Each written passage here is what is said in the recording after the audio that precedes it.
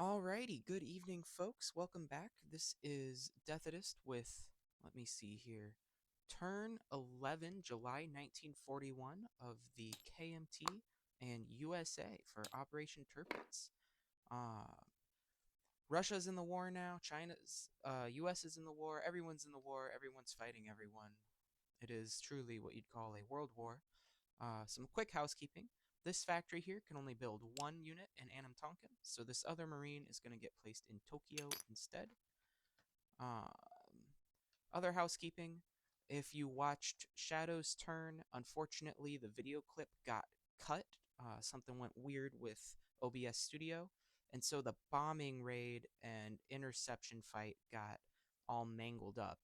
Um, so while we did see the AAA roll that shot down the Strat Bomber, all of this other stuff that we talked about in our Discord hadn't happened, or well, we didn't have proof it happened. In any case, we re-rolled the interception battle, and it went really well for the Allies. The French fighter and British fighter both survived, and the Italian fighter ended up getting shot down. So there's now one less Italian fighter over here. Another piece of housekeeping in Seb's video, um, he said he was moving a French infantry with the air transport, but actually moved an airborne on his map. Um, it was just a verbal faux pas. And then this other French infantry, which he railed using the rivers, we talked about it, and even though this river comes right up to the border with Tanganyika, we're going to leave this infantry here in the Belgian Congo because you can't transfer from rivers to railroad, as I understand it. Um, in any case, I believe that's all of the housekeeping to take care of. And I will get on with the KMT turn. They have $4 to spend and will be saving all four of their dollars. But we're going to make a combat move. I'm pretty jazzed about this. It's another opportunity for me to mess things up horribly. We're going to take 4 infantry from Szechuan and everything that can attack from Quichao, which is 10 infantry, 2 mountain infantry, and 2 cavalry, all into Hunan. Oh beans. Oh beans. Oh me oh my. Okay. So, I will keep the 4 infantry from Szechuan separate. The 2 mountain infantry don't retreat, I think. It's just basic infantry and cavalry for that attack weakness, if I remember right, but I'll look that up real quick. Low morale, regular infantry, and cavalry. Okay, so I'll keep those separate. And then there will be 2 militia defending at a 2. There is a river border, so this first round I have to roll at a lower level as well. So we will roll these 2 militia at a 2 over here. And then the attacking infantry will all be at 1s. The 4 coming from Szechuan, I'm going to roll in this tray just to keep them separate from the other 12. And then the other 12 will be over here. And then the mountain infantry, I will roll down here because they don't have to retreat. The cavalry should be at a 3, but because of the river, they will be at a 2. They'll stay up here because they do have to retreat. So, to reiterate, or double check, honestly, 4 infantry from Szechuan, 10 coming from Quichao, 2 mountain infantry from Quichao, and 2 cavalry from Quichao. Okay, that's a lot of dice. We will start off with the 2 mountain infantry. Actually, I think I can just roll all of these at once. We know where they are and what they're for. We'll see what happens. Round 1, we have 1 hit on defense, of course. No hits here and no retreats to Szechuan. Wow. This is horrible. Yep, that is right. I had so many attacking units and got 0 hits and did in fact lose an infantry. I will lose an infantry from Szechuan as one of my casualties, and then we will see how many have to retreat back into Quichao.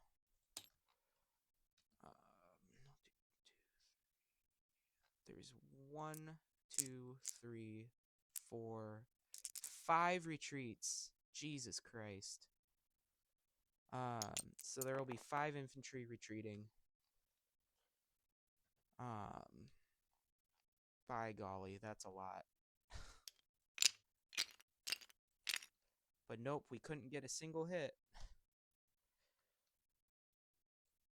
Okay, round 2. I'm just going to roll the same dice, but the attack levels go up 1, just since I have them all laid out in the proper areas anyway, and I'll check if I have to. Hopefully, I can get 2 damn hits, but we will see. Alright, on defense, thank God they missed. On offense, we have a hit and a retreat from into Sichuan, and then another hit over here, another 2 retreats into Qichao, another hit from the cavalry, technically 2 hits there from the cavalry. So lots of hits, lots of overkill, and the mountain infantry don't have to retreat. Okay, so double checking that one more time. We have 2 infantry retreating into Qichao, 1 infantry into Sichuan, and the 2 militia die. Whew. Alright, so 1 back into Sichuan, 2 back into Qichao, and the rest of these homies live. Whew, that went worse than I wanted it to, not gonna lie. That was less than ideal. Oh, that's an excellent way for this to stack up. Okay. We love to see it. So the KMT will go up $2, and Japan will go down 2. 1, 2. 1, 2. And Japan loses 1 of their Chinese coastal territories. All right. Non-combat movements. We are going to move all 3 AAA into Hunan.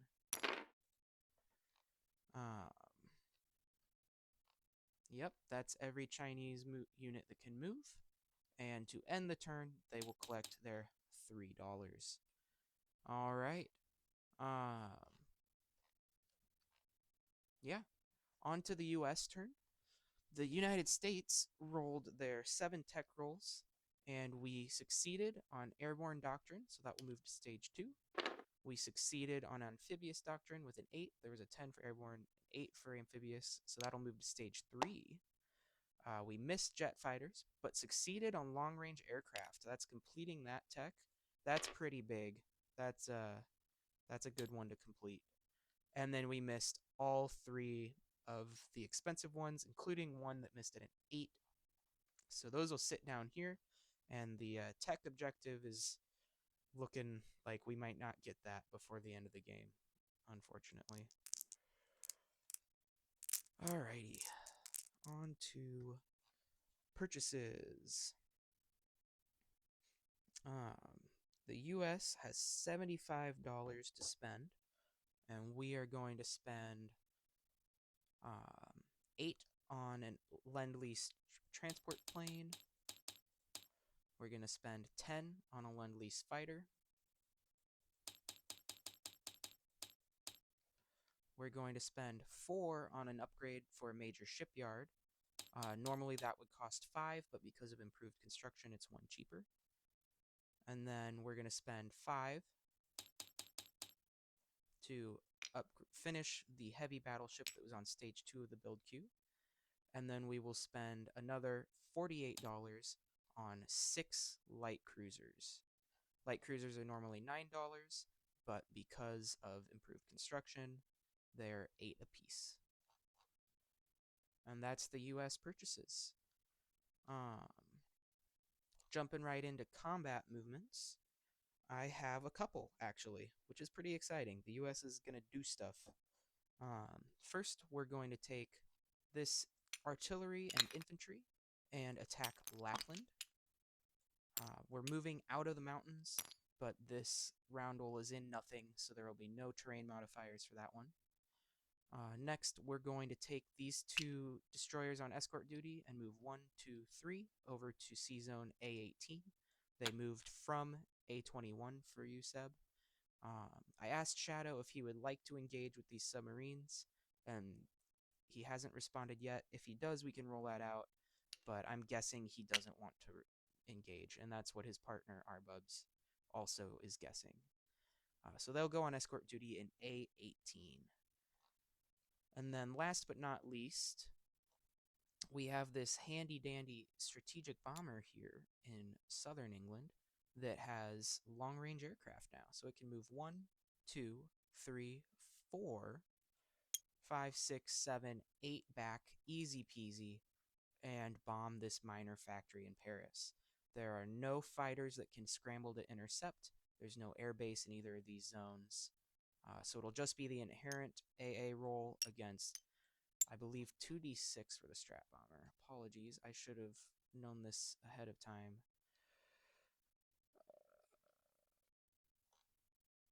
Where are the combat rules?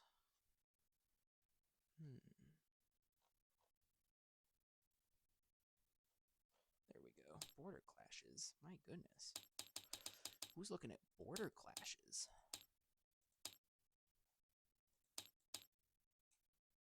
That's raiding, convoy raiding, amphibious assault.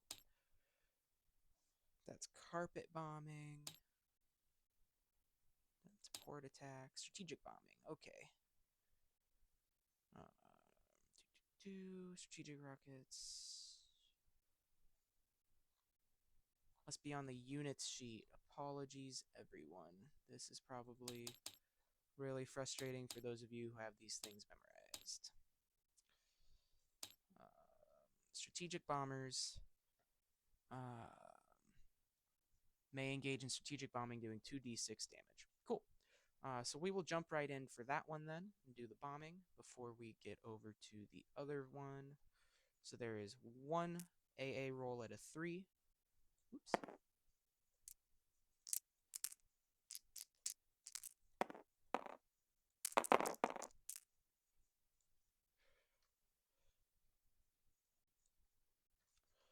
And then there will be 2d6. Gotta find some d6. There's some. To roll. Alrighty, we'll see what happens. Oh, thank goodness. The anti-aircraft gun missed, and we do, I believe it's a maximum of 5 damage? Oh, goodness. I should have looked that up beforehand as well. Alright. Miner factories. Maximum damage of 5. So there will be 5 damage on that miner factory.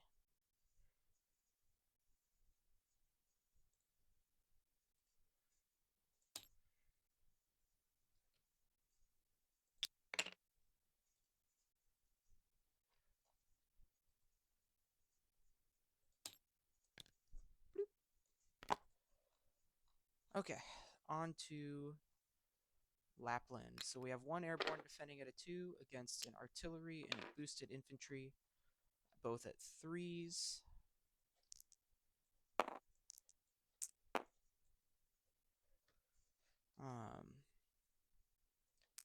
The artillery is at first strike for this first round, so we will see if it gets a hit.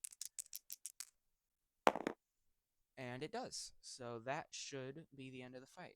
Yep, artillery is at a 3 first strike. Cool. We love to see it.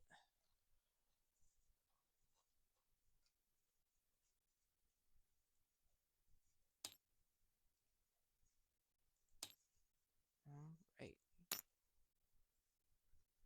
So the United States is going to go up $1, and Germany is going to go down $1. Whew, I'm trying to close that gap there. Dang, we've got some beefy Axis this game. Oh boy. Alright, that should be it for dice rolling. Now you just have to watch me go through all of my non-combat moves, which will be probably very boring. The seaplane in Ontario is going to fly down to the Carolinas. This transport here in port in northern England is going to stay there. It's this one up here that I need to move. The one in port in northern Norway. And I'm going to strategic naval move it. 1, 2, 3, 4, 5, and go in port over in New York.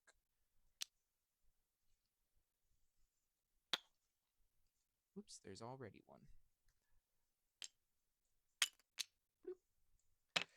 Okay, on to the next bit. That should be it for over in the Atlantic.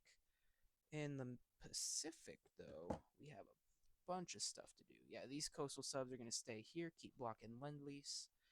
But these coastal subs are going to move to P10 from P4 and from P11 to P19. Then we're going to move everything over in P25 to P22 off of Midway, not the import marker. Shit, I'm going to need a task force marker. The 2 battleships in port in Hawaii are going to move over to P22. And the 3 destroyers in P31 will move 1, 2, 3 to P22. So essentially, all of the ships are moving to P22. Let me grab a task force marker. There's a big old fleet.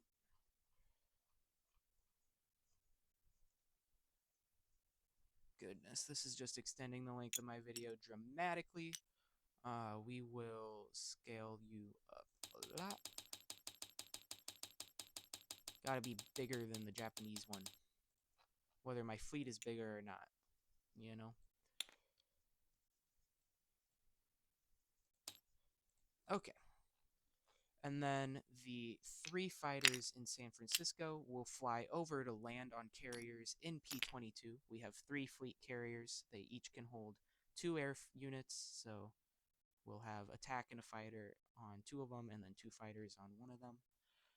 And then finally, the transport in port in Hawaii is going to strategic naval move 1, 2 to San Francisco, pick up the 2 Marines, and finish strategic naval moving 3, 4, 5 over to Midway.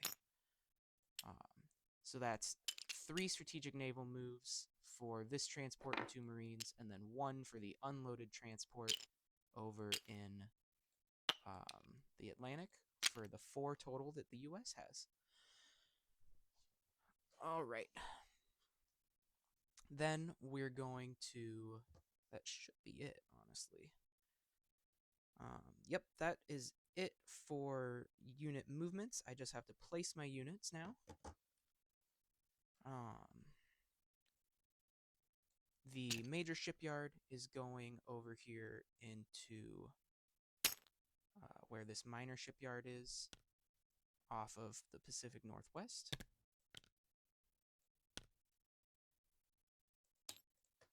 All 6 light cruisers are going into P25. The battleship is going into P25. The heavy battleship, to clarify. So there will be 6 light cruisers and a heavy battleship in P25. And then for Lend-Lease, this is where it gets fun. These will come from the San Francisco port, move down here, and continue across this end of the map.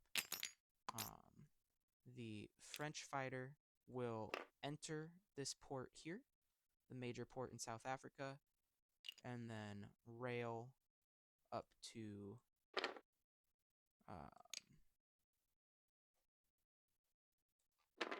probably not there. We're going to go up to Chad. I think I can just rail up and around and over. If I can't, we'll figure out which of these zones it has to go to, but it goes to one of them by rail. And then the Anzac transport plane keeps going across these southern zones here into South Australia at this major port, avoiding submarines. That is shorter than going 1, 2, 3, 4, 5, 6, 7, 8, 9, 10. Oh, maybe it's not. Fuck. 1, 2, 3, 4, 5, 6, 7, 8, 9, 10, 11, 12, 13. Well, that's not the shortest route, so now I have to figure out how that gets there. Oh, it's from up here, isn't it? Yes, this one comes from up here. Sorry. The French fighter had to come from San Francisco. The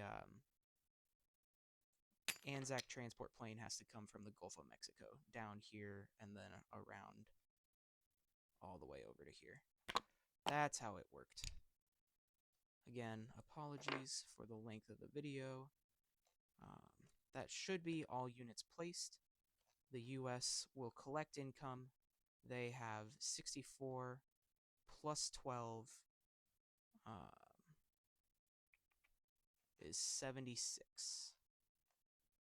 That took longer than it should have. All right.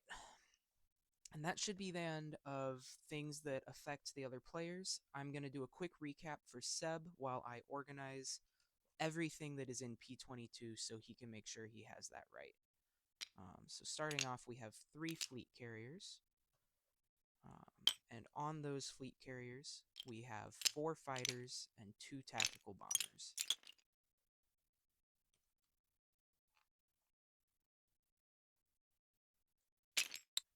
Yeah.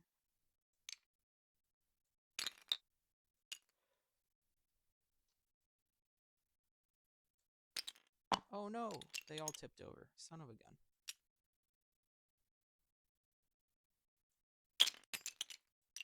We know they're on the... Oh my god. That was frustrating. Okay, 3 fleet carriers, each loaded with planes.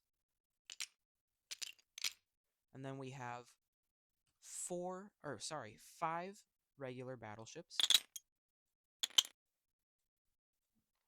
1 heavy battleship,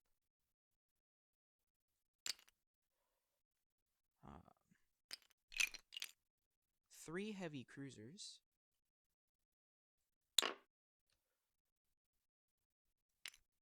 1 light cruiser,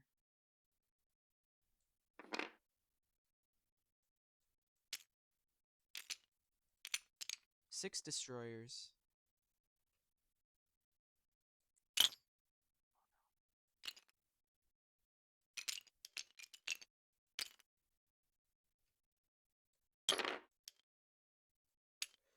and last but not least, 2 submarines, all sitting right next to Midway.